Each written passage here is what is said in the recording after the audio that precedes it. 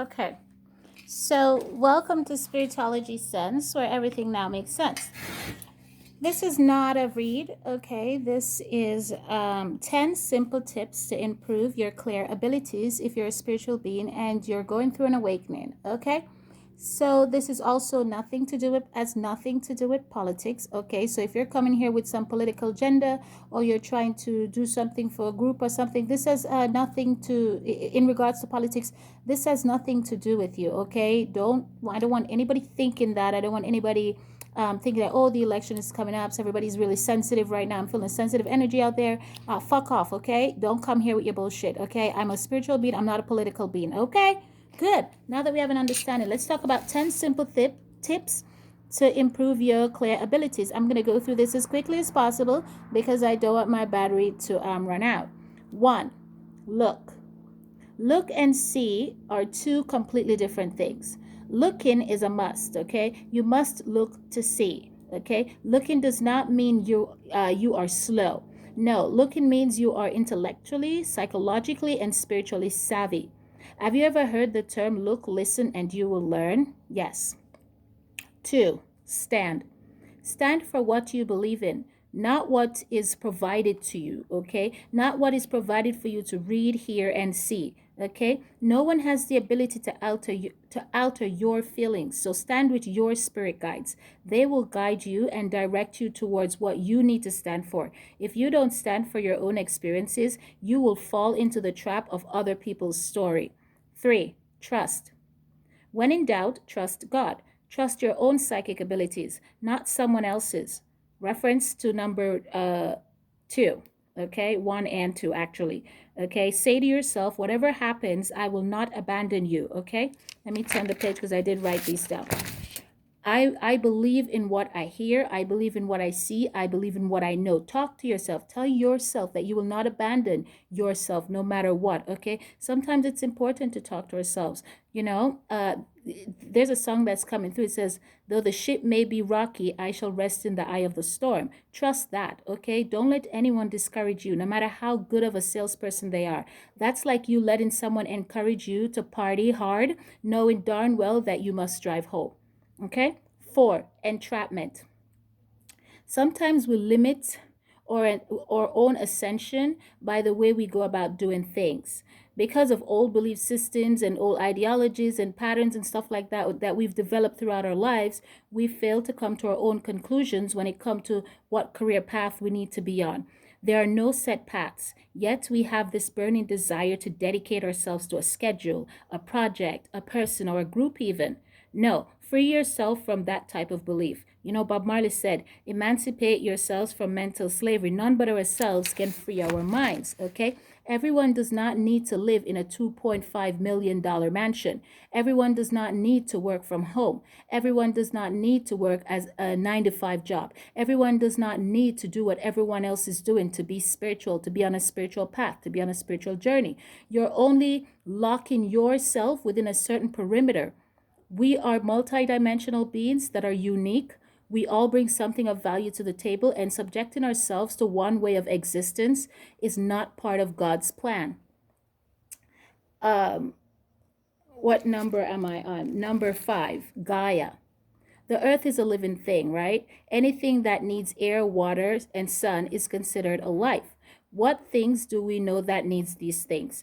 Animals, humans, plants. Well, humans are a form of animals, so really it boils down to two groups.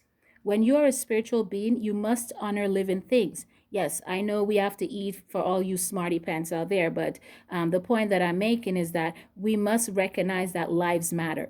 As soon as we come to that acknowledgement, that's when the earth and those in other realms will start to connect with us, and they'll connect with us more easily. You will no longer turn to psychics or substances, whether it be solid, gas, or liquid, to open or ajna. That's the AKA third eye. Okay, things will just flow for you. Okay, in your own multiverse. 7, library. Library, yes, library. Are you talking about a physical place, Emily Rose? No.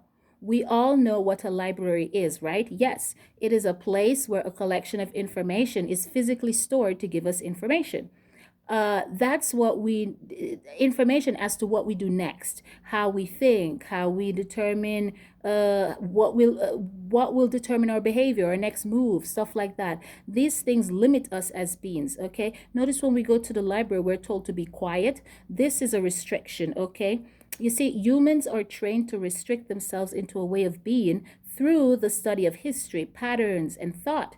As a spiritual guru and ghostwriter, I'm here to tell you that you are the books. The books exist within you. Each of you has a story that exists within your multiverse. And as soon as we exit the physical library, okay, and operate from within. It is then and only then can we stop the mental attacks on our minds. Okay, what I'm what I'm trying to do here is to teach as simple as possible. So I really hope that this isn't getting over anybody's head, okay? So yeah. So with that said, let's go to number 8. What would number 8 be then? Attention. Hang in there with me, okay? I'm almost done wrapping this up. Just 2 more to go. Well, the word attention is pretty self-explanatory. For some reason, this what do you call it? This what's this? It's playing in my head. This Michael Jackson song. It's saying, it just blurred. All I gotta say is that they don't really care about us. Oh my God, I did not mean to do that. Okay, funny, not funny. I'm a psychic, so sometimes I can't contain the messages that are coming through, even when I'm trying to put them on hold in order to stop them from entering my mind. You know. Anyway, that was I got a little sidetracked there. Okay, what was I saying? Okay, yeah. So attention is number 8. To increase one's psychic ability, you must pay attention to everything and everyone around you with discernment. The spirit of discernment, though, okay? Because those that are, that's the discernment and the spirit of discernment are 2 different things, okay? Those that are not awakened or going through an awakening, they don't know that. Those are 2 different course of actions, okay? So if you're a psychic, for example, give your attention to psychic things like a variety of divination tools to better your craft. Okay, if you're a medium, hang out at the cemetery, work in a funeral home. If you're an advanced medium, excuse me, if you're an advanced medium in your abilities, then invest in scrying mirrors, invest in Ouija boards, stuff like that. Okay, just invest in things and put yourself in places, because habit becomes character, and whatever you invest in, you become better at. So be sure to give these things your attention. Okay, believe. Number 9 is believe. Believe what you receive. Reference 1 through 8. Go back and read through it. Okay, go back and listen to it. Write it down, whatever you need to do. These are all written by me, okay? Some of these things you're going to find in my book called The Divination, and I'm going to publish that soon. Number 10 is the journey, okay?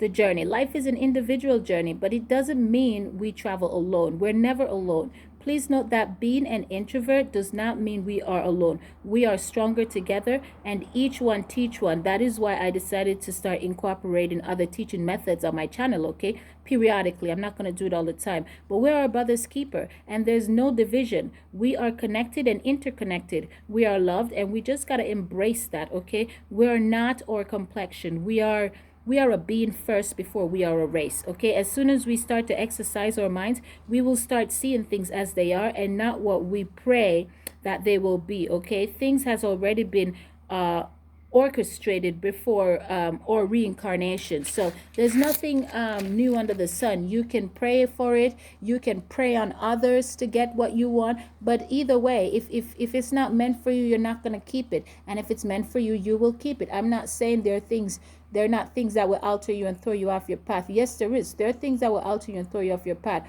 But overall, what is designed for you and destined for you, you will get. If you don't get it, it's your time. Okay, sometimes our time ends here is not because God doesn't love us. Sometimes he loves us so much he takes us away from this thing because people are ungrateful, okay? People don't understand things, okay? I'm just throwing things out there because sometimes people say, oh, that was an untimely death. Yes, there's such thing as an untimely death, but overall, we all have a burning desire, okay, to do good. Well, we should all have a burning desire to do good, okay, and not be trapped in our minds, in our own mental minds and stuff like that, because that is not God's plan, okay?